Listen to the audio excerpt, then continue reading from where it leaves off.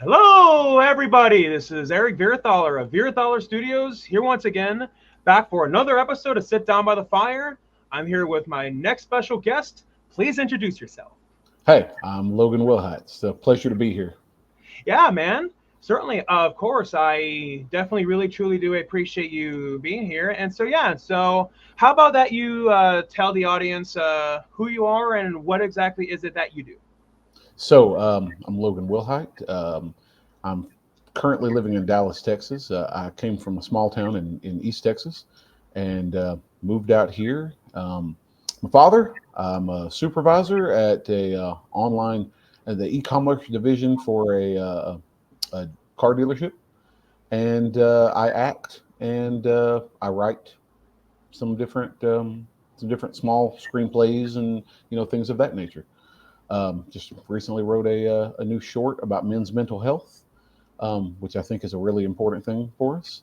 And I've done about four movies so far this year, everything from extra work down to just small, you know few lines here and there, small bit parts, and got a few more projects coming. So yeah. Awesome. But yeah, I definitely have to give you huge props for doing that project about mental health, especially considering that this month actually is Suicide Prevention Month, and so rather the timing of that is perfect. Absolutely. Absolutely. Yeah. Yeah. I went through a really, really dark place over this last year. I'm And sorry. yeah, thank you. I appreciate it. And it just, it put a lot of things into perspective. So I've had this idea for a while, and I said, I need to, proverbially put pen to paper and, let this all out. And I was able to express all that through the short film that I wrote, and hopefully be able to secure funding soon and get that produced. Awesome. Yeah, and I mean, reminds me of when I watched the behind the scenes making of the Lion King. One of the things that Hans Zimmer did is that when he composed the music for that movie, is that he thought about when he lost his own father, and he thought about when he went through his own trials, and ultimately he said that, yeah, I mean, ultimately, if you're going to do art, it should come from your heart, because if it's not going to come from your heart, then what's the point? And I truly believe that that's one of the reasons why the music in that movie is just so powerful. Absolutely. Yeah, it's a great soundtrack. Disney movies, period, in the '90s had the best soundtracks. Every year, Lion King soundtrack was amazing. Phil Collins did an amazing job on Tarzan. Oh I yeah. mean, it just everything from that era was pretty epic. Exactly, yeah. And just those songs, especially The Circle of Life, is just so unforgettable, and it's so memorable. And yeah, and according to my research with The Circle of Life, originally it was going to be very dialogue heavy, but Hmm. then it wasn't until Disney actually heard the entire song was when they said, okay, we're going to scrap what we were originally going to do. This is our opening now. And honestly, what they ended up having was a lot better anyway. It's because that the characters were able to convey what they were thinking without even speaking a single line of dialogue. Absolutely. Yep, I agree. So yeah, I mean, I'm definitely sorry to hear about your, struggles with mental health, but hey, I mean, it's like what Rocky Balboa said. It's not about how hard you get hit, but how hard you can get hit and keep moving forward. Absolutely. Yeah, like I swear that's one of the best movie quotes I've ever heard, and that's one of the best life quotes I have ever heard. Yeah, for sure. In fact, it's kind of weird that you said that. I shared that on my Facebook the other day. I came across that exact clip. I was scrolling through some, just some reels on there, and I was like, this is amazing. I like that one, and also Mickey's speech monologue, whatever you want to say, from Rocky Five. Where he tells him that he loves him. That was phenomenal. Rest of the movie, and not so great, but that one particular scene, it's one of the best things that's ever been done, in my opinion. Oh yeah, certainly so. And what I find really inspirational, like about Sylvester himself, is that knowing that before he did the first Rocky, I mean, he wasn't doing all that great in life. Like I heard that he even had to sell his own dog, and then he was trying to get Rocky made, but he wanted to be the star, and so many people were rejecting him. But then eventually, someone said, "Okay, fine, you can be the star, but at a reduced rate." Right, right. And yeah, and then afterwards, Rocky and then became what it eventually became, and the rest is history, as they say. Absolutely. You know, it's funny. So I heard something else about him that I found kind of interesting. He was recently doing a an interview.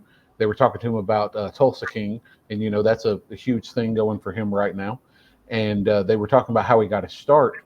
And in the late '70s, when The Godfather was being created, he applied to be an extra at the wedding. If you remember The Godfather and the opening scene, you know, to The Yeah, yeah, Godfather is the wedding, right? He tried to be an extra, and the casting director told him he didn't look Italian enough to be at an Italian wedding. Yeah, said that. yeah, he Yeah. said that. So then, what's so funny is that same casting director ended up being his casting director for the Rocky movies later. You know, he got hired, and he's like, "Hey, I look Italian enough for you now?" You know, so I thought that was kind of cool. Wow. I actually never even knew that, and so that is news to me. Wow, that is hilarious. Yeah, yeah, it's great. Yeah, especially considering that Sylvester also has the nickname the Italian Stallion. Right, exactly. Oh I my don't know gosh. how much more Italian you can get, but whatever. Exactly. Yeah. I mean, reminds me of a story that I heard that people told Walt Disney he wasn't creative enough, and well, he definitely proved them wrong. Absolutely. Yep. So yeah, so I checked your IMDb and I saw that you did one movie where you were a psych ward patient and Hmm. all the stuff with you said about mental health. So I can imagine that that must have been a pretty powerful project Yeah. for you and all that. And yeah, and I mean, if you feel comfortable talking about it, I was just wanting to know what your experience was like on that. Yeah, absolutely. So that is for The Creep 2. It's in post production right now. You can check out The Creep on Tubi. I was not in that one, but I'm in The Creep 2. Basically, one of our main characters at one point, without giving too much away about the film, Right.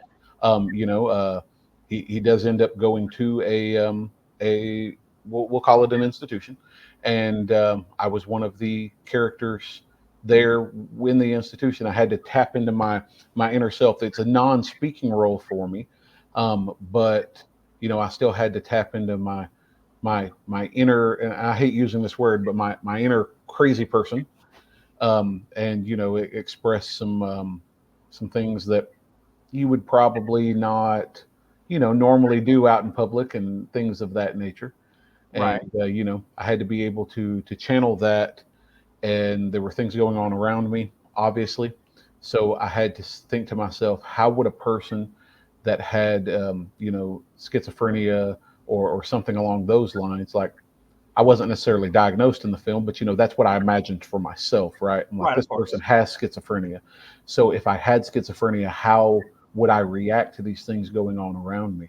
And it really makes you look introspectively Mhm. into how things would work out for you. And then in writing my short on men's mental health, I did my research on that, and suicide prevention and things of that nature. And yeah, it it helps to be able to connect my own personal journey to the art form of acting. So yeah, it's a powerful thing. We see a lot of people all the time. I see them all the time on set that method acting, what a lot of folks call it. They really get into the character, and if you're supposed to be playing a person who's extremely angry, um, sometimes those particular people, if they really get into it, you can't approach them for the rest of the day on the set because they're still in that mode. Or a person that's, in my case, that was supposed to be, you know, um, mentally handicapped, handicapable, in some way, that they have some type of an emotional thing going on, and they act that way throughout the entire series, and the entire shoot.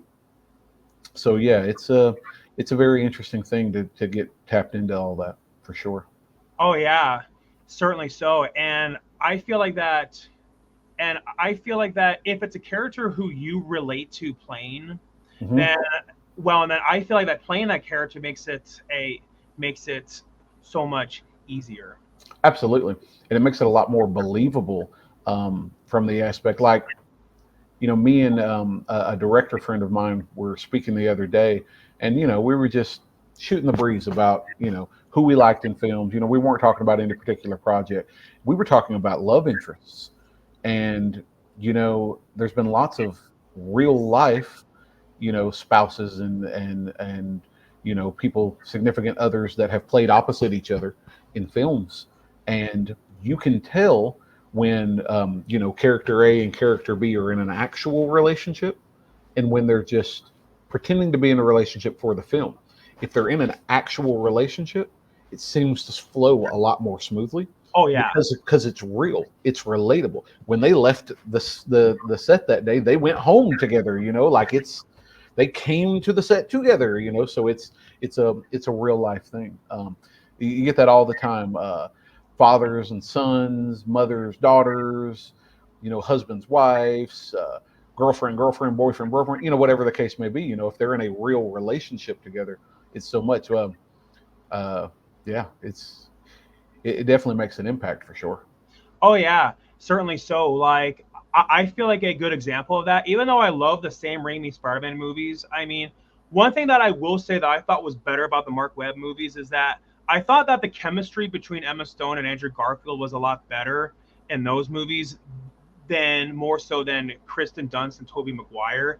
It's not Absolutely. that it's not that they did a bad job. It's just that I just felt like I bought more into their chemistry in the Mark Webb movies, and it helps knowing that Emma Stone and Andrew Garfield actually were dating. Right. Absolutely. I said the same thing the other day about Tom Holland and Zendaya. When they did their first Spider-Man movie together, they weren't dating at the time. As everything progressed, you can see that their relationship gets closer and closer and closer, and it becomes more real. So yeah, I agree 100%. Certainly, yeah, and it's not to say that I'm dogging on the Sam Raimi Spider-Man movies. It's just that that's just one of the few things that the Mark Webb movies did better, and people have their own opinions about which movies they like better and so on and so forth, and that's fine and all. But yeah, and also another good example is that how in like the Quiet Place movies, like about how John Krasinski like and Emily Blunt actually are married in Hmm. real life too. Yep, absolutely. Yeah, it definitely makes everything work. Um, Mr. and Mrs. Smith, Brad and Angelina were together at the time, Uh and huh. that was pure chemistry on the set. Certainly, yeah. And so, just out of curiosity, what exactly was it that got you into acting? Like, was it a particular movie that you saw that Not inspired you? not so much. So I've always been enamored with the idea of it, but I never really had the confidence to do it. And I had a friend of mine. She writes a lot of different books. She's a best-selling horror author. Hey, Kat, have you happen to be watching this? Um, so she wrote a whole bunch of horror books, and she recently got into, I say within the last 5 years or so, got into making films. And I had befriended her on Facebook, and things of that nature. At the time, I hadn't met her before, and found out that they were needing some extras for a zombie movie. So I was like, hey, send her a message. Hey, I'll come be an extra in your zombie movie. I was just supposed to be, you know, this zombie. They're going to dress me up in some makeup. I'm going to walk across the screen, act like a zombie. You know, but Right. I got there and everything started vibing really good, and it actually turned into an actual part in the movie where it shows his entire transformation. Wow. Hopefully, we'll be able to get that produced soon and get it out for people to see. Yeah, exactly. But yeah, and it bit me, man. I got the bug, and I said, yes, I like doing this. I did one more film with them, and then I moved and went through a few issues with my health, and things of that nature. I'm So I sorry. had to, yeah, thank you. I had to stop acting for a while, stop acting for about a year, trying to get everything lined out. And then recently this year got back into it, and I love it. Yeah. Awesome, man. Yeah, and I mean, hearing your story about how you were just going to be an extra and then you got a bigger part, it actually reminds me of something that happened to me this year when I applied to be in a country music video. And Mm-hmm. originally I was just going to be an extra. And, I thought, well, I don't know how many people will see this video, but I thought, hey, it could be a good opportunity for me. I've never actually been in a music video before. And what I find hilarious is that I used to hate country music when I was a teenager. And fast forward all these years later, and I would be in a country music video. So I find that hilarious. But yeah, I was at the right place at the right time. And then the director from Los Angeles spotted me and he offered me a bigger role. I was like, well, does a bear crap in the woods? Of course I want a bigger role. 100%. Yeah. Um, Always. Oh yeah, certainly. And yeah, and he said I'm gonna have a beer bottle smashed on my head. I'm gonna have a fist fight scene. I'm like, bring on the filthy. Right. And yeah, Yeah. and out of all acting roles I've ever done, that was the most fun I have ever had. And yeah, and it's a moment that I am definitely very proud of. And then I found out that it was not for a local band at all. It's for an up and coming country music artist with 1 million followers on her Instagram. I was like, people actually going to see this? And I had that big of a role in it. Right. Hey, surprise. Exactly. Yeah. And yeah, what I learned out of that is that, sometimes you just got to take those chances. Yeah.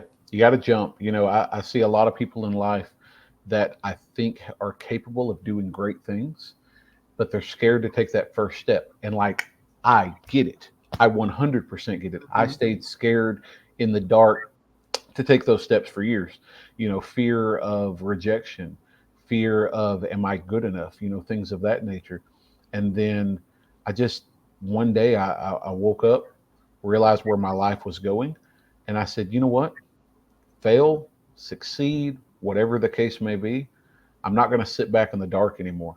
I'm going to go for it. If it Awesome. doesn't work out, it doesn't work out. It's not the end of the world. But if it does work out, I don't want to. I don't want to sit back, as the old man in the rocking chair one day and wonder, what if? I wanted to experience it and see what happens. Exactly. Yeah. Because if anything will hurt your mental health, it's definitely missed opportunities. And from what I've learned in recent years, you can fail at what you don't want. So you might as well should go take a chance at doing what you love. And about the whole fear thing, I mean, fear controls all of us. It's just a matter of how much we're going to allow it to. And we're always so afraid that, oh, what if it doesn't work out? But the other side of that coin is that, what if it does? Right, exactly. I may be misquoting this, but I think it was Wayne Gretzky that said that you miss 100% of the shots that you don't make. So I've got a 50-50 chance of getting it, or I have a 100% chance of not getting it all. I'm going with the odds. Exactly, yeah. Because if you don't take that shot, and then years will go by, and then you'll reflect on your life, and then you will wish that you would have took that opportunity, and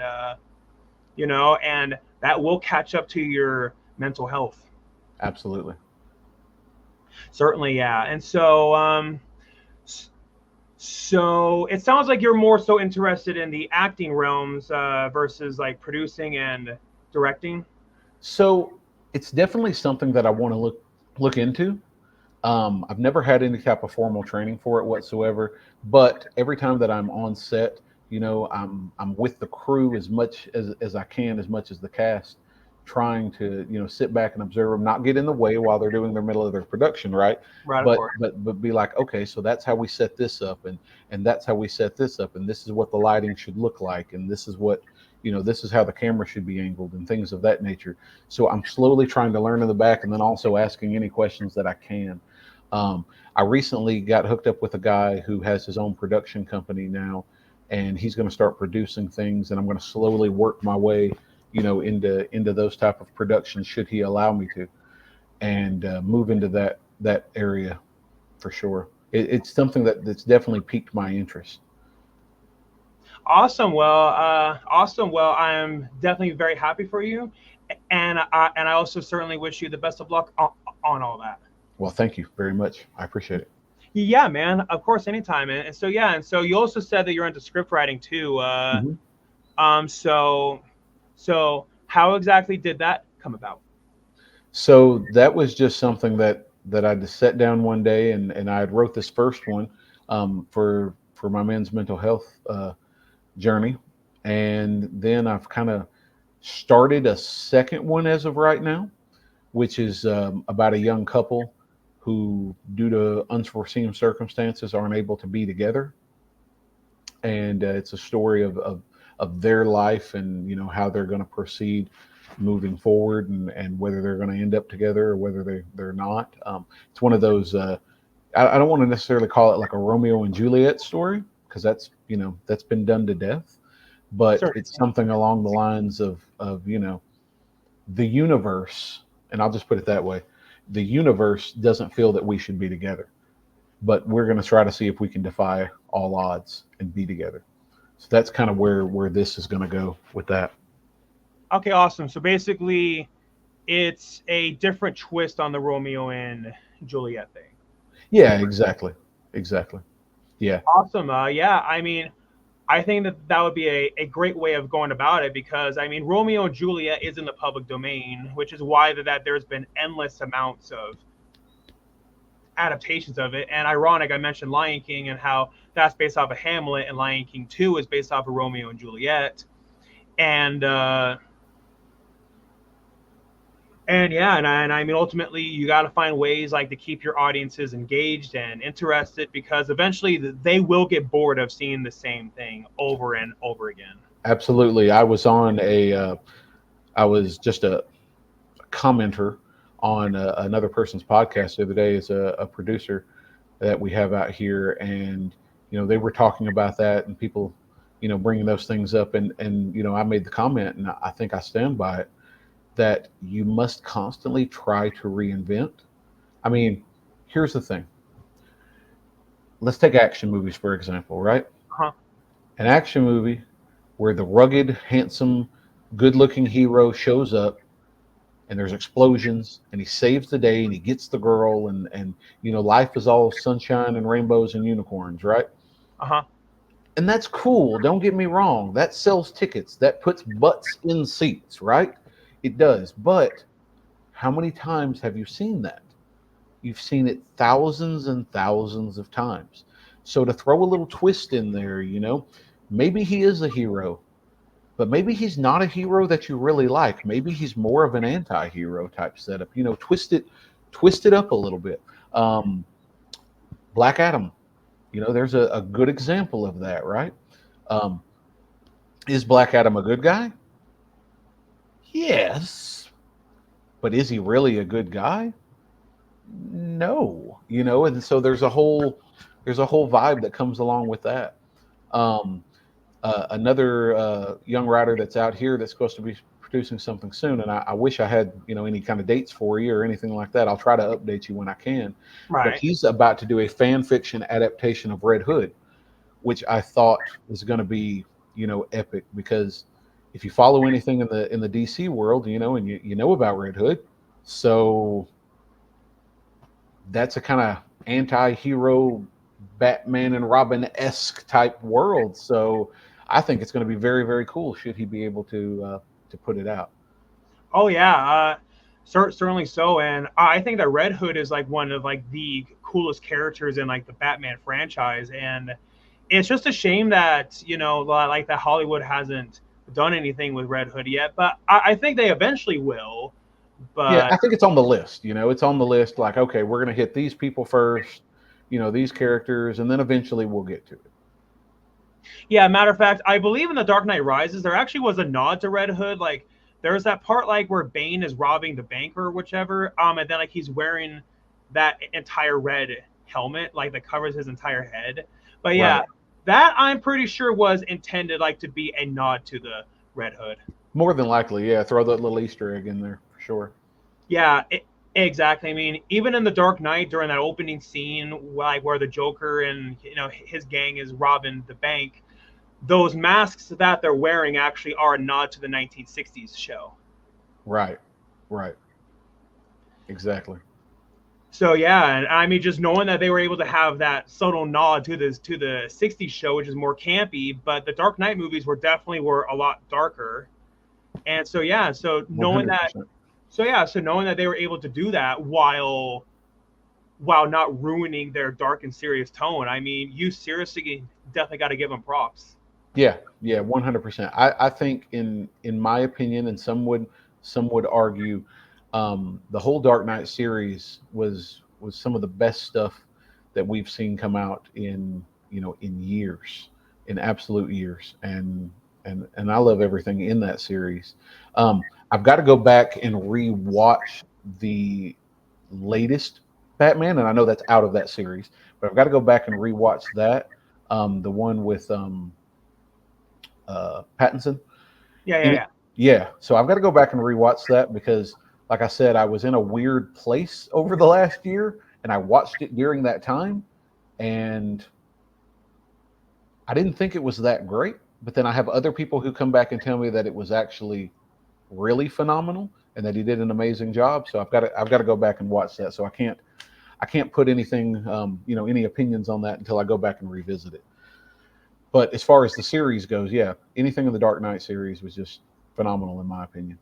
Oh yeah, certainly so. And yeah, and I mean, I would say that that's fair. If you want to give the movie a second watch, in case if you change your mind. But yeah, it's definitely on HBO Max since that is owned by WB, and yeah, I mean, if you're a big DC fan, HBO Max definitely is the service that you want because there's just endless and endless amounts of Batman, Superman, like DC content in general. So yeah, Yeah, for sure.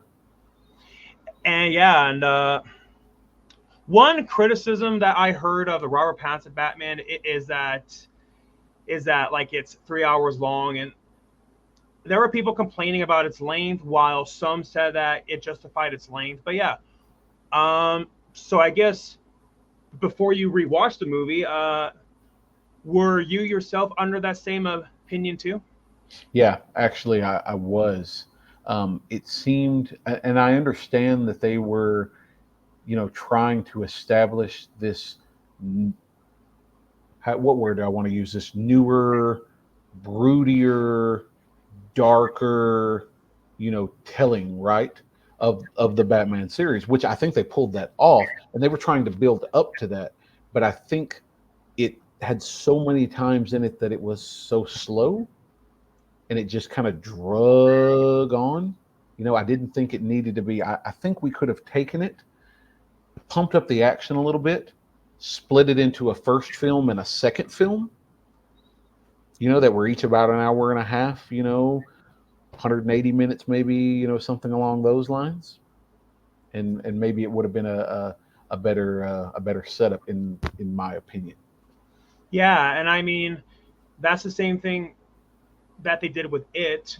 And Hmm. I mean, the original book is so long that there was no way that it could be done in entirely just one movie, which is why they put it into two films instead of one. And yeah, and I mean, stuff like that definitely has been done before, so I don't see why not.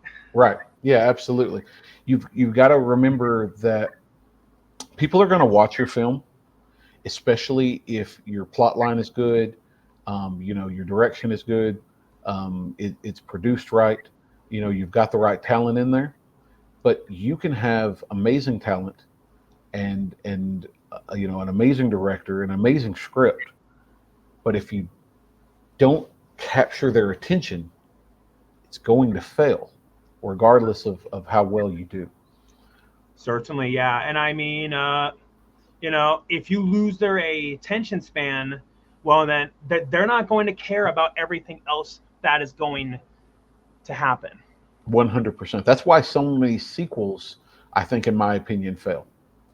So many sequels fail simply because, you know, when I watch a film and I really get into it, and I mean really get into it, it opens a whole new world. In my mind's eye, I can imagine myself as a character in this film, right? I can imagine myself either being an observer or actually being a participant. And when something doesn't capture my attention, it doesn't get my imagination stirring, I lose that. And if I can't get that back, then it doesn't work for me. And I feel a lot of people feel the same way. Exactly, yeah, because if there's one thing that people hate is to waste their time, and if they feel like that they wasted your time, uh, if they feel like they wasted their time watching your movie, well, then good luck trying to get them back. Absolutely, 100%. Yep. Oh yeah, certainly so. And that's one of the reasons why, like that, the Tom Cruise Mummy reboot failed. Like there were all these other movies planned. Like they were gonna do the Invisible Man with Johnny Depp. They're gonna do the Wolfman with Dwayne Johnson.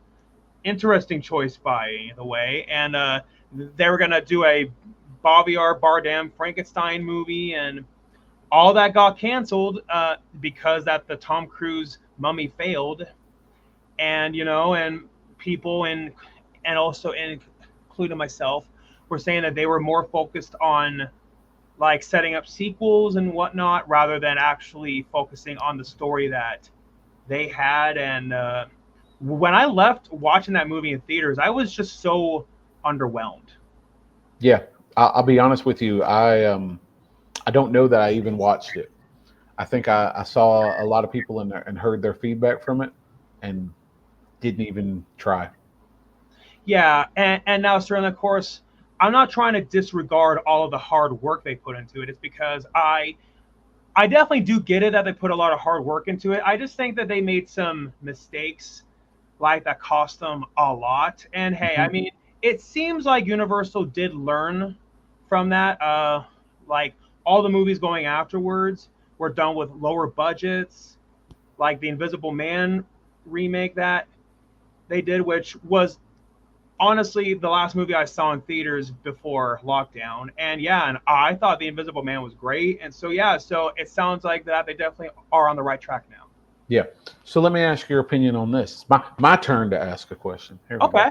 Now, uh, so let me ask you this. You mentioned budget. One of the ones that gets brought up all the time that I personally feel was a phenomenal film was Waterworld. I love Waterworld, but Waterworld goes down as a flop simply because at the time it was the largest budget of any film that had ever been made ever. They've broke it 3 or 4 times now, as films have progressed, especially like Right. the Avengers movies and things like that, because they're just crazy budgets. um, but do you feel that if a studio and its investors express just hundreds of millions of dollars, do you feel that just because that movie doesn't bring in hundreds of millions of dollars, that it should be considered a flop? Because that's one of the things that they with Waterworld, it had a lot of people who watched it. It's popular, but because of the fact that the box office it bombed so bad that people just say, okay, it was a huge failure. So what's your opinion on that? But yeah, Waterworld, I mean, it could have been a lot of things for why it bombed. It could have been the marketing, it could have been the timing, it could have been the competition. I'm not really sure what it had to compete against when it came out. I know it came out like what, 98, Yeah, 99, somewhere 98, around 99, something like that. Yeah. yeah, around there. Yeah. So it could have been the competition. I mean, something like that happened with the 2017 Power Rangers. I mean, people can say what they want about the movie itself. It's just that that Power Rangers movie just couldn't compete against the Beauty and the Beast remake, and then it had to compete against Guardians of the Galaxy 2. Yeah, so it could have been the competition. It I don't believe it was the movie itself. I mean, there are people like who are divided on their opinions about Waterworld. I mean, could it maybe have helped them if they cut the budget down? Maybe, maybe. I mean, hard to really say, but yeah, I mean, it's a shame that it bombed at the box office, considering that they invested so much money and time and effort into making it, and then it bombed. And what I find hilarious is that when I last went to Universal Hollywood and I watched the Waterworld stunt show they had, it was saying, "Yeah, based off of the big hit movie." I'm like, Yeah. it wasn't a hit. It It bombed. wasn't a hit. It was a huge fail for the whole production team. Exactly, You know, yeah. And fiscally at least. yeah, and I mean, I feel bad for them, and yeah, and they probably were hoping like that with Kevin Costner in the movie, like who's a big name actor, and they were probably hoping that he would help to bring in butts into the seats, and and yeah, I mean, I haven't seen that movie in a really really long time, so my memory is pretty vague. What I do remember is that Kevin Costner's character and probably the rest of the human characters too, how like they had gills like right behind their Right. ears, which Yeah, they referred to him as an ichthyosapien, which basically means a fish man. He was a mutant. So, you know, in this world, yeah, you know, essentially it never says that it happened, but basically it says, you know, polar ice caps have melted. The whole world is covered in water. There's very few areas where humans still survive. And over these hundreds of years, people have evolved to breathe underwater and have gills. And he was one of those people. He was a mutant. yeah, and I mean, I actually just realized this. Universal also did Creature from the Black Lagoon, which is like the half human, half fish. So, and then I guess ironically, history kind of repeated itself Right. anyway. Exactly. Yeah, I certainly highly doubt that they intended on it, but you know, I guess it's just an ironic, inadvertent nod to their past. Right. But yeah, but yeah, maybe if they released the movie at a different time, maybe it could have been a bigger hit. I mean, hard to really say. Maybe it's worth a reboot. The reboot and everything else. Yeah. Certainly, and I mean, especially nowadays that we're in the dawn of reboots, and I mean, we live in a world like where Spider-Man was rebooted twice within less than 10 years, and the same thing with Batman. So, Hmm.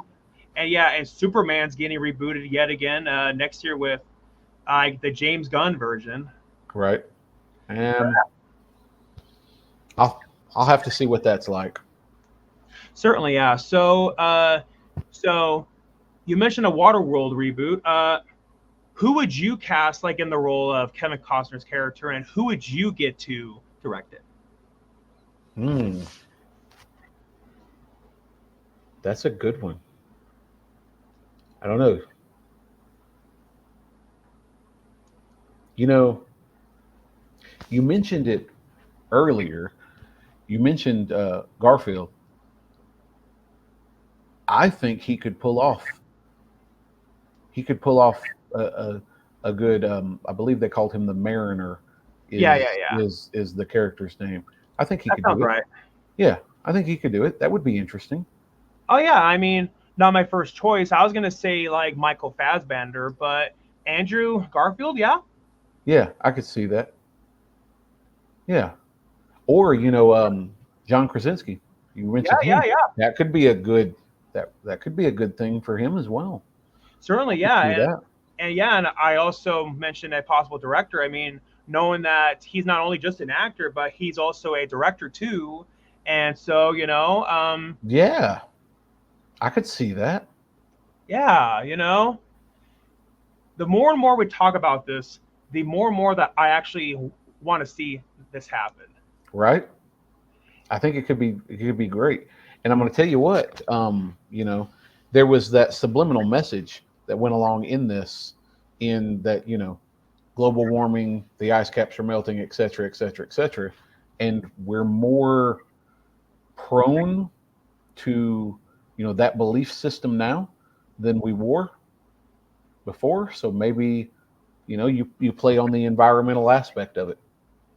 Oh yeah, certainly, yeah, and yeah, and I mean, there are so many things what you could do with like a modern day Waterworld movie, like you know, tap into a lot of the modern day issues that we're dealing with, like say you know, COVID. Hmm. Like, I'm not saying make the movie about COVID, but just basically have like some parallels to it. Right, exactly, exactly. Like maybe you could introduce some other type of you know mutated human, maybe not necessarily the ichthyosapien, but maybe there's some other mutation that's out there and be like, oh, how did this happen, or oh well, there was this virus, and yada yada yada yada yada, and you could allude to a COVID-like virus that eventually causes us to mutate. Oh yeah, certainly so. And then maybe say some of the fish that you eat, like the fish that the characters eat, end up getting them sick, and then yeah, and then it spreads a virus around. So yeah, so I think that that could also be one way of going about it. Yeah, absolutely. Hmm. Oh yeah, certainly so. And but yeah, we mentioned one possible director. Would there be anybody else who you would have in mind too? Helmet.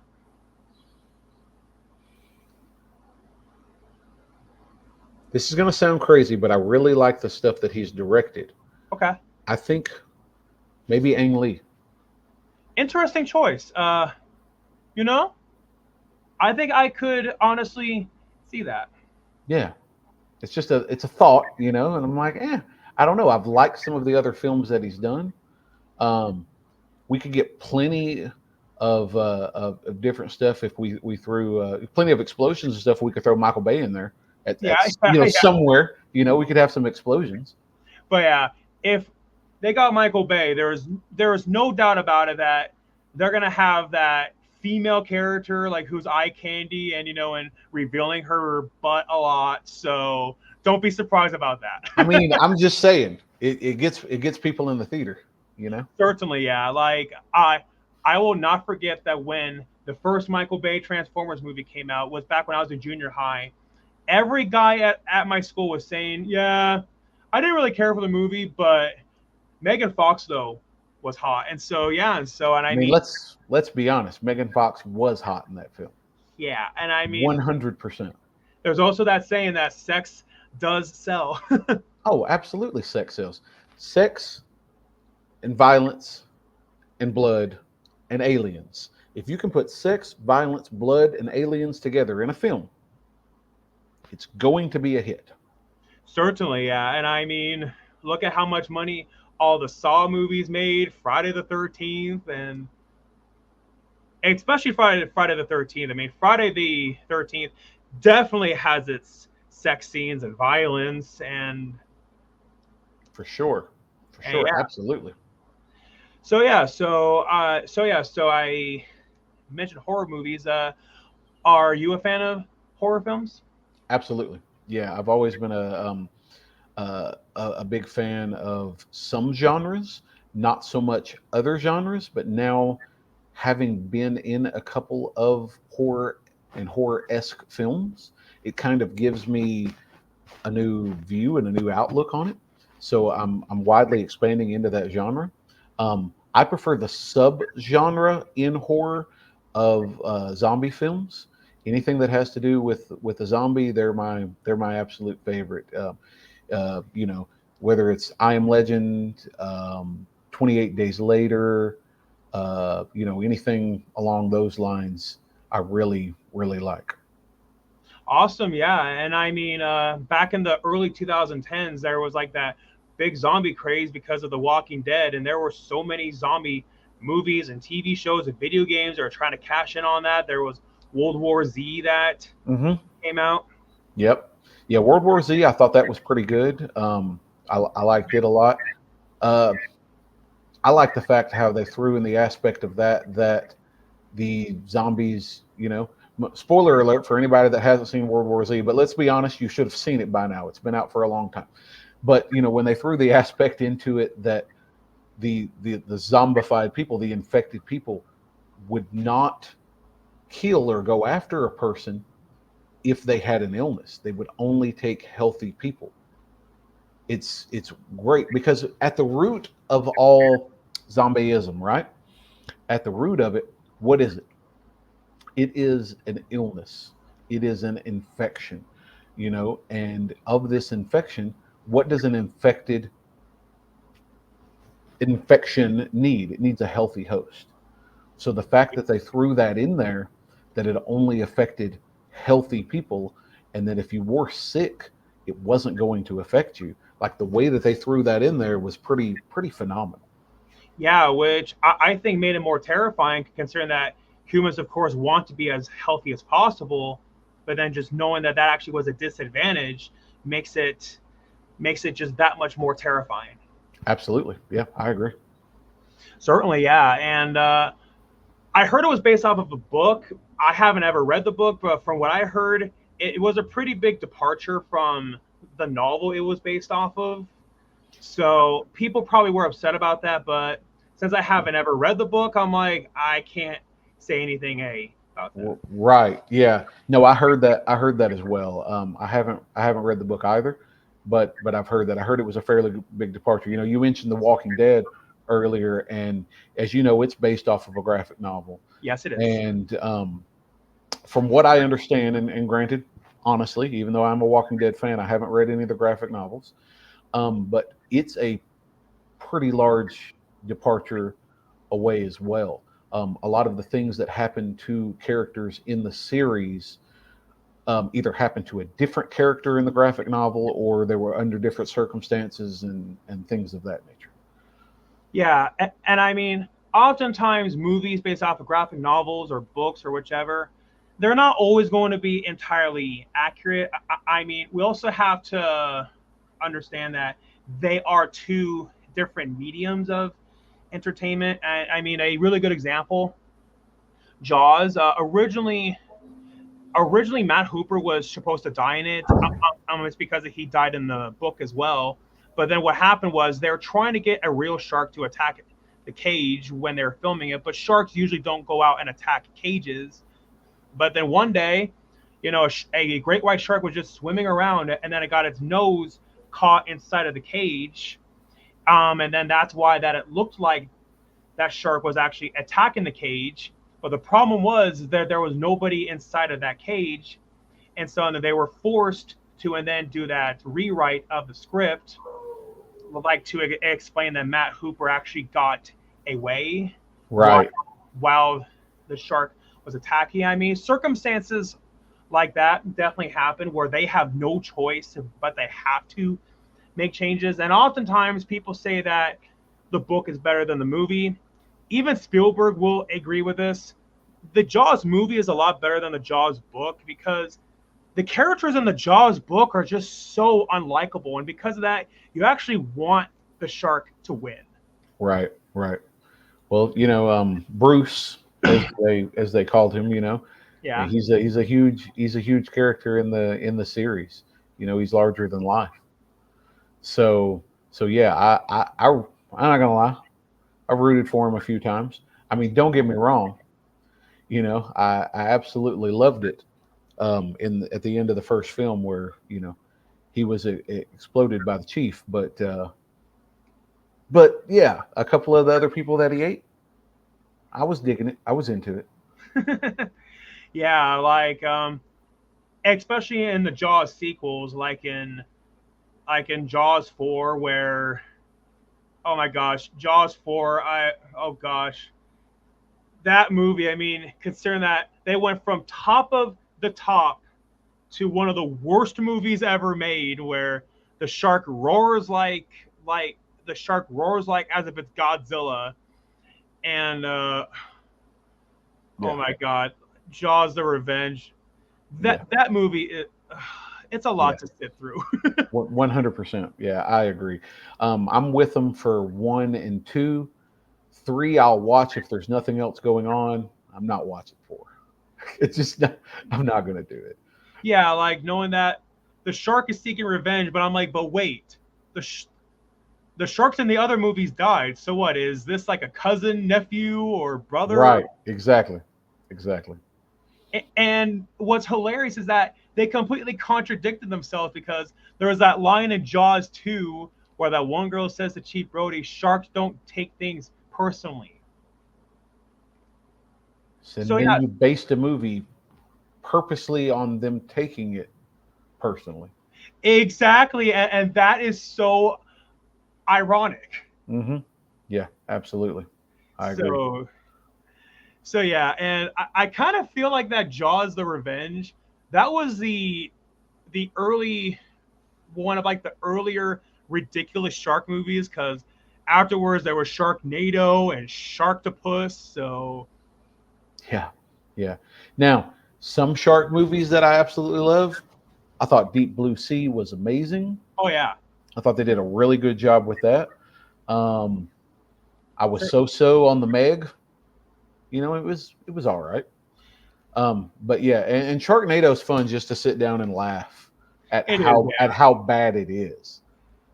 Yeah, because Sharknado with a title like that, clearly you're not supposed to take it seriously. Oh no, no, not at all. No, it's specifically made to try to be horrible, just so that Yeah, people laugh. yeah, certainly so. And there even was like a novel tie-in to Sharknado when it came out. It was saying a guide to unnatural disasters about how to survive a Sharknado apocalypse, and I just thought that that was hilarious.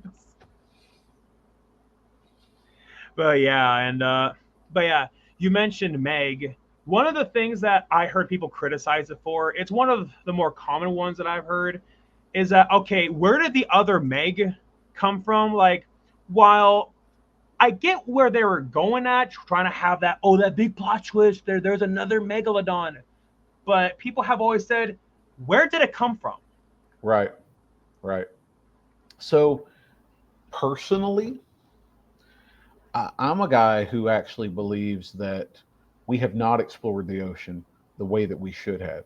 We've actually explored more of near Earth objects, in space than we have of our own oceans, um, scientifically. And I actually 100% believe that in some areas of the world, a megalodon could exist, and we don't know enough about them to know, well, where could it have been hiding?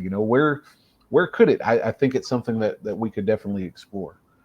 Exactly. Yeah. I mean, it certainly is possible that they may be out there still. I mean, I can't say 100% for certain if they are or if they're not. But hey, I mean, to be fair, from what I understand, people were saying like that the giant squid like was just a myth for the longest time. But it wasn't until I believe Japanese sailors actually found one.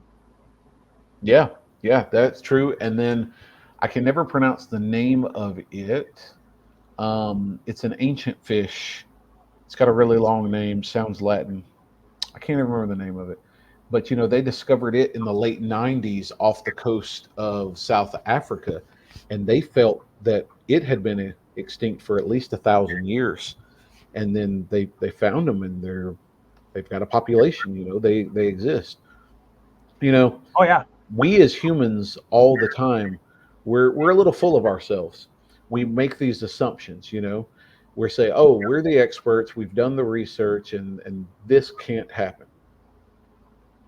you know Dr. Ian Malcolm in Jurassic Park said it best when he said nature finds a way, right? Yeah. So yeah, absolutely, I feel that nature can find a way, and we're guests here on their earth. You know what I mean? Yeah. Yeah. Yeah. So that's my thoughts on that. Is that we shouldn't try to hold ourselves to any type of higher realm. That while we may have opposable thumbs and be able to figure things out, we are by no means the ruler of this planet. Oh, certainly not. And I mean, it's also even possible like that humans may not be the dominant species sometime later on. 100%. Yep.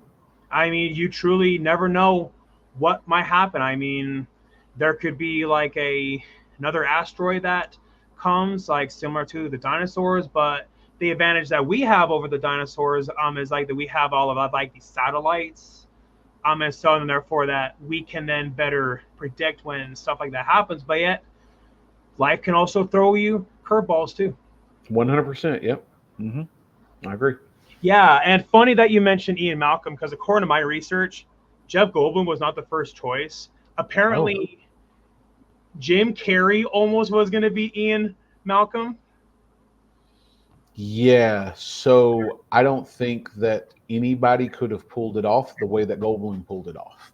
Oh yeah. Would Carey have done a good job? Absolutely. Jim Oh yeah. does a great job in anything that he's ever been in. Absolutely love Jim Carrey all the way back to his early days in on Living Color, and then rolling to the Ace Ventura films and et cetera, et cetera, et cetera, and then everything that he's done from there. I've loved everything that he's ever been in. So could he have done a good job? Yeah, Oh absolutely. yeah. But would he have had the impact that Jeff Goldblum brought to the role? No, I don't think so. Probably not. And yeah, and I mean, it's an interesting thought because it does make you think, what if that did happen? And a lot of times people will laugh at it because that was the time of Ace Ventura. And It would have been too comical. And while he does bring in some comedy and some of the things that he says, he has some very serious moments. oh yeah, And at this point, we had not seen serious Jim Carrey. We have now, years later, he's done some serious roles. certainly, yeah. Um, but at the time, we hadn't seen serious Jim Carrey. I don't know that it would have been accepted very well. I don't think so either. And the argument could be made that it could have hurt the movie's business. So I can see why that they wouldn't have gone down that route. I mean, it's not anything against Jim Carrey. I definitely love him, and I'm definitely a huge fan of his. But yeah, and I mean, but however, though, there is a nod to that in the first Sonic the Hedgehog. Like, there's this part like where Jim Carrey as Dr. Eggman, like he has all these holograms, and one of the holograms he runs away from is a Tyrannosaurus Rex. Okay. So yeah, so I can't help but think that that is a nod to when he almost was in Jurassic Park. That would be interesting. I'd like to have seen, what that was like if they had ever shot any of it, and any of that footage exists out there of him doing any of the Oh yeah, pivotal scenes. I'd be interested to be able to see that. certainly, yeah. And I mean, knowing like with deep fake technology, even if say if that footage doesn't exist, somebody could still do like a deep fake of Jim Carrey's face on Jeff Goldblum's face during Jurassic Park, and yeah, I mean, somebody even did the same thing like with Tom Selleck as Indiana Jones, considering that Tom Selleck almost was Indiana Jones. Hmm. So, matter of fact, I honestly wouldn't be surprised if somebody. I wouldn't be surprised if somebody already did do that. Right, right. I'll have to do some research on that and go look for it and see if it's out there. Oh yeah, certainly. Like I actually saw that somebody did a deep fake of Jim Carrey as Jack Nicholson's role in The Shining. Oh, okay. It's very interesting, but it's surprisingly it really works. Oh, I can see that for sure, 100%. You know, uh, he got fairly twisted in The Cable Guy. Yeah, So he did a good job there. And then what I was can see the that. name? What was the name of that one where? Oh man, it was really really dark. It's probably the darkest thing that Carrie's ever done. Where he's a writer and he like does a novel or something like that, and there's this number that reoccurs over and Oh, over. What's the name of that? the one you're talking about is the number 23. The number 23. I thought he was excellent in that, and he Oh gets yeah. very dark and twisted in that one. Oh yeah. Certainly so, and I wouldn't be surprised if that's where that person got the inspiration, like to deep fake him in The Shining. And yeah, I mean, usually Jim Carrey wouldn't be someone's first choice, like to play, a character like that in The Shining. But yeah, I mean, it worked. Yeah, 100%. I agree. Oh yeah, and I mean, now that I mention it, I mean, after this, I would love to get your reaction out of it, and I can definitely send you that link for it. So, and then that way you can see it. And I also, for my audience here, I can also have a link for that as well. Yeah, absolutely. Yeah, I'd like that. I'd like that a lot. Um, Here's one for you, real quick. Okay. Since we're talking about who could have been and who may be, and we brought up, other people reprising other roles. I recently saw that they have greenlit Spawn 2 with Jamie Foxx as Spawn. What's your Interesting. thoughts on that? I actually did not hear that, so that's really interesting. I mean, uh, and you said it's a sequel? I don't know whether I haven't done enough research on it to know whether it's just a reboot or whether it's a sequel. I believe it's a reboot. I believe it is a reboot, not so much a sequel. I said Spawn 2, but it's not really Spawn 2.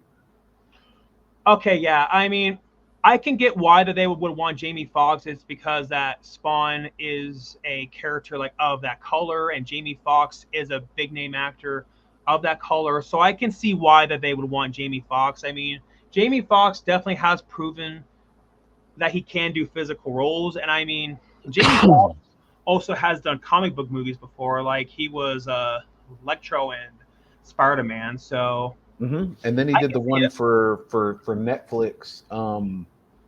It wasn't so much comic book, but it was fantasy, sci-fi. What was the name of that one? It recently came out on Netflix not too long ago. Yeah. What was it called? Something about power, the power, something to do with power. Now, not the Power series that's on Stars, but Right. Yeah. excuse me, it's got something to do with power. Um, yeah, now it's got to be looked up because Oh yeah, and I mean, now that you mention it, it definitely got me that much more curious about it. yeah. Now originally the original Spawn was Michael Jai White, right? Yes, it was. Yes. Yeah, that's what I thought. So it's kind of like, could I see Jamie in that role? Yeah, I could see Jamie in that role. Oh yeah. But I think, and this is no offense to Jamie, Jamie's takes really, really good care of himself. But at the time that Michael Jai White did that film, he was in peak physical condition. Is Jamie Foxx going to be able to be as physical as he was? I don't know. I've got to ask myself that question. Yeah. I mean, hard to really say, and yeah, I mean, it depends on his age, and I heard that that's why Daniel Craig stopped being James Bond. It's because he said, "Look, I'm just getting way, way too old for this now," Hmm. and he's been Bond since I was in middle school. Right, right, right. Because it went straight from Brosnan to him, or was Yep. there another Bond in there? Yep. Right after Pierce Brosnan, they went to Daniel Craig back in 2006. Wow, yeah. So it's been a long time now. Yeah, Yeah, for sure. almost 20 years ago now. Yeah, for sure. That's insane. Yeah. And yeah, so out of all the acting roles you have ever done, what would you say is the one that you are the most fond of? So it's one that I did for my second film with Rensaid Films, and that's one of the ones that I don't know will be produced anytime soon. It's kind of stuck in post production. There's been some things going on with that, but I played a character known as Jimmy Reno, and Jimmy Reno is a an indigenous person, a Native American kind of shaman, and he is guiding a family through how to deal with these monsters and creatures that come from another world, and he's guiding them how to deal with characters. I guess you'd say from the fourth dimension, in a sense, for lack of a better word. Um, and I think it was phenomenal. I really really enjoyed that a lot. Awesome. Well, I am definitely I am certainly very happy to hear that you had a very positive experience doing Yeah, that. yeah, for sure, for sure. I really really liked it, and I think to answer that question in another way is I don't know what my favorite role is because I haven't done it yet. Everyone just keeps topping the next one, and I feel that as I evolve as an actor, I feel that my performance for the people, because that's what I'm doing it for. I feel that their enjoyment will increase, and as I try my best to perfect my craft. Awesome. You just gotta. I mean, you really just gotta keep going. I mean, you just gotta keep going Yeah, 100%. Yep. on all of it. Yeah, and I mean, just absorb information like a sponge. And yeah, and I mean, you just gotta keep going. I mean, uh, It doesn't matter if people try to discourage you, because as long as you believe that you can do it, you can achieve anything. And no one else is going to believe in you until you believe in yourself. 100%. Yep, I agree. Awesome. I am definitely very happy to hear about that. So, is there anything upcoming for you that you would want my audience to be aware Yeah. So I recently just finished something up. In fact, I shot it last night. of? Ooh, Um, yeah. So there's a new film that's going to be coming out. It's going to be on Tubi, coming in the future. It's known as Defamation from Swerve X Productions. awesome. It's going to be it's a great film. I play an attorney in that film. And so I've got that coming up, and then I've got another one that's going to be out shortly after that called Betrayal's Price. So I finished that one out where I'm a member of the Mexican cartel. So I'm a Mexican cartel member on there. So that's pretty awesome. Awesome, And man. then yeah, then I've got one more that I start shooting next week that's called Up the Score. So all of these films are, all independently produced, and just all small, low budget stuff. But they'll be on streaming platforms, Tubi, Amazon Prime, YouTube. Things of those natures where you can follow it and you can stream them. Awesome, man. Would you happen to know when they're going to be released, or are you not sure yet? I'm not 100% sure. If I had to take a guess at this point, I'm going to say the first two were probably going to be spring 2025, and then the Fair. second one will probably move closer to summer 2025. So Awesome. we're 4 to 6 months away. Something along those lines. Awesome. Well, I certainly will be sure to keep my eyes out for it. Yeah, absolutely. I appreciate it. Thank you very much. Yeah, man. Of course. Well, I certainly greatly appreciate you taking out your time to be here, and I certainly appreciated having you on, and I really appreciated actually getting to chat. Yeah, thank you. Absolutely. It was a pleasure. Yeah, man. Of course. Well, are there any final words, like any final words of inspiration? Yeah, as you mentioned before, to anybody that's out there that wants to do something, you got to jump. You got to go for it. You 100% have to go for it. I mean, I'm 42 years old, and I've had this feeling in the back of my head because I just started doing this a few years ago. And this doesn't just go with acting, right? This is anything in life that you want to do. Anything. I don't care whether you want to be an actor, you want to write novels, you want to go to diesel mechanic school, you want to be a welder, you want to be a musician. It doesn't matter. Whatever your dreams for your life are, it's never too late to start, but you just need to start now. You need to go out there and you need to do it. You know, some people who come to mind, and granted, when I say these things, I'm not comparing myself to these great actors by any means, Right, of but course. Samuel L. Jackson didn't have his first breakout role until he was 40 years old. Um, Bryan Cranston was cast as the father in Malcolm in the Middle at 40 years old, and then at 50 years old became the iconic, Heisenberg, Walter White on Breaking Bad. That came at 50 years old. Yep. So I'm sitting back here thinking to myself, it can Alan actually be done. It can. Certainly. Oh yeah. Alan Rickman was 41 years old when he was cast as Hans Gruber, in the original Die Hard, and then was over 50 years old when he was cast as Professor Snape.